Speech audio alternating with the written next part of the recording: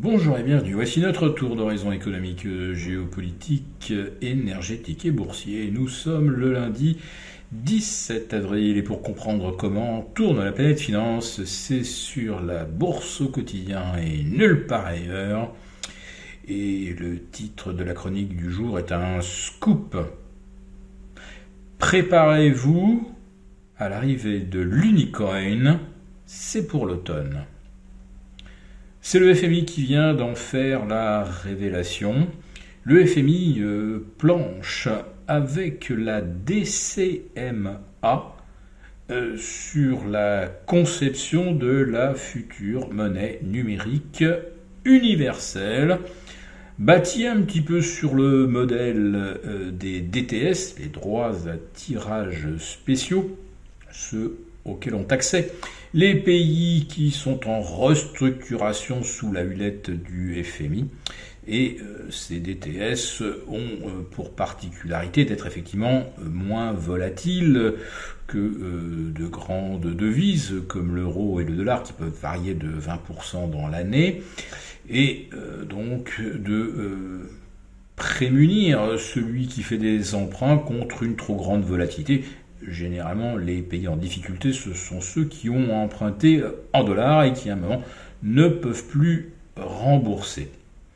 Alors, bon, l'idée d'une monnaie numérique banque centrale n'est évidemment pas nouvelle. Il n'y a pas une semaine sans que l'on découvre de nouveaux articles sur le projet de monnaie numérique chinois, articulé autour du yuan, mais pas basé spécifiquement sur le yuan, et une nouvelle monnaie numérique commune aux pays adhérents des BRIC, du club de Shanghai, qui va, comme vous le savez, du Caucase jusqu'à la Chine, les pays de l'ASEAN. Donc, ce serait effectivement une monnaie composite. Eh bien, il semble que l'on se dirige vers le même produit et qui pourrait effectivement voir officiellement le jour à l'automne. Donc jusque-là, je ne vous révèle rien de stratosphérique. Mais vous allez me demander, bon, le FMI on connaît, le concept de monnaie numérique on connaît, les DTS on connaît, mais la DCMA, mais qu'est-ce que c'est que ça? Eh bien, je vous le lis dans le texte, il s'agit du leader mondial dans la défense des innovations en matière de monnaie numérique et de politique monétaire pour les gouvernements et les banques centrales, les membres de la DCMA, c'est-à-dire Digital Currency Monetary Authority, tiens, une nouvelle haute autorité. Donc, elle est composée des États souverains, des banques centrales, des banques commerciales, de détail et autres institutions financières dans lesquelles je pense qu'on doit certainement voir figurer Vanguard, BlackRock, Fidelity et quelques autres. Voilà, donc tout ce petit monde s'est réuni pour former la CDMA, sauf que jusqu'à présent, on n'en avait pas été averti.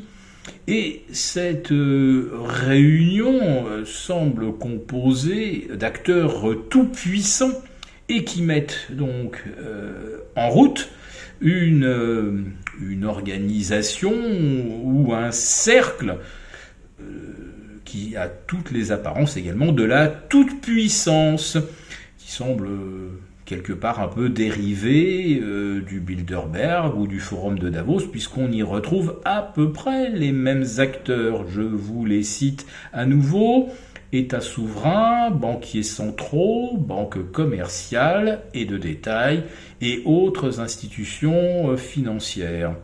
Oui, voilà donc qu'une nouvelle super organisation transnationale, multinationale et toute puissante nous avertit que la future monnaie numérique, celle qui pourrait remplacer celle que nous détenons sur nos comptes. C'est déjà une monnaie numérisée, nous sommes d'accord.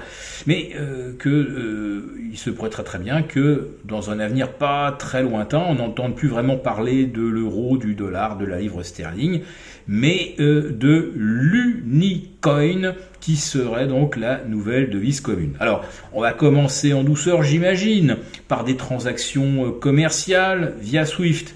Tiens, Swift serait donc adapté à cette nouvelle super CBDC, monnaie digitale banque centrale. Et après Swift, eh bien, les entreprises commerceraient également entre elles. Et puis un jour, ça finira bien également, par souci de commodité, par être accessible à tout un chacun, et avec une conversion de nos comptes dans cette nouvelle supra-devise. Bon, nous allons avoir l'occasion d'en reparler, mais moi j'ai quand même une interrogation derrière. D'accord, j'ai bien compris ce que c'était que la DCMA, mais qui est derrière? Y a-t-il un super boss de la CDMA? À qui va-t-on s'adresser si l'on voulait obtenir plus de précision, ou savoir si simplement les peuples avaient leur mot à dire dans l'avènement de cette future monnaie banque centrale, cette Unicoin? Voilà, donc on va creuser un petit peu le sujet, mais je vous propose vous aussi de vous renseigner et d'y réfléchir de votre côté. Si cette vidéo vous a plu, n'hésitez pas à nous mettre un pouce. Et rendez-vous dès demain pour notre prochaine chronique.